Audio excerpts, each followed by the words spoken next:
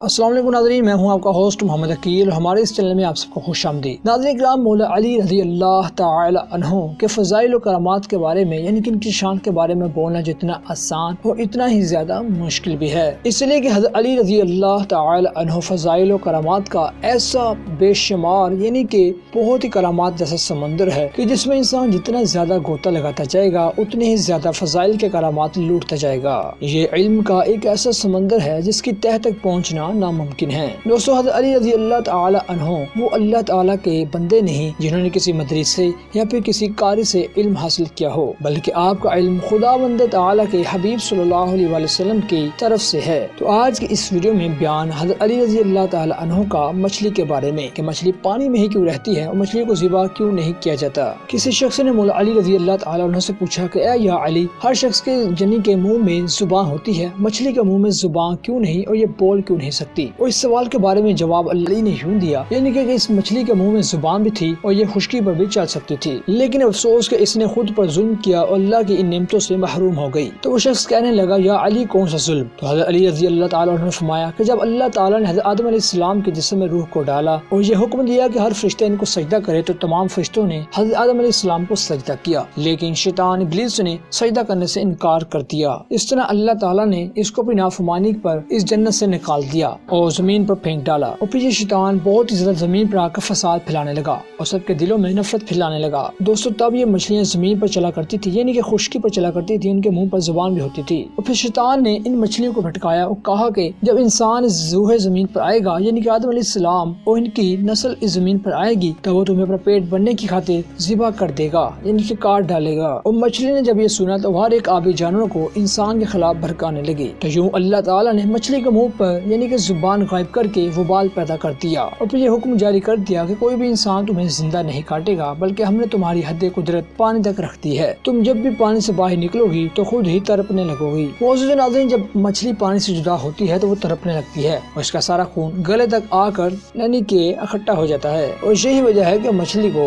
ذبح نہیں کیا جاتا۔ کسی بھی جانور کو ذبح کرنے کے لیے یہ بہت ہی ضروری ہے کہ کسی بھی جانور کا خون گوشت سے الگ ہو کر بہہ جائے۔ تو پھر اسی وجہ سے جب مچھلی کا خون سارا خود بخود گلے تک آ کر پہنچ جاتا ہے تو پھر مچھلی کا خون سارا گوشت سے پاک ہو جاتا ہے۔ تو دوستو، یہ تھی آج کی ہماری مختصر ویڈیو، جس میں ہم نے آپ کو آج کی اس ویڈیو میں بہت اچھی معلومات سے آگاہ کیا۔ اس ویڈیو کو شیئر بھی کیجیے اور لائک بھی کرنا مت بھولیے گا۔ اسی کے ساتھ اپنے ہوسٹ محمد عقیل کو دیجیے اجازت، اپنا خیال رکھیں، اللہ حافظ۔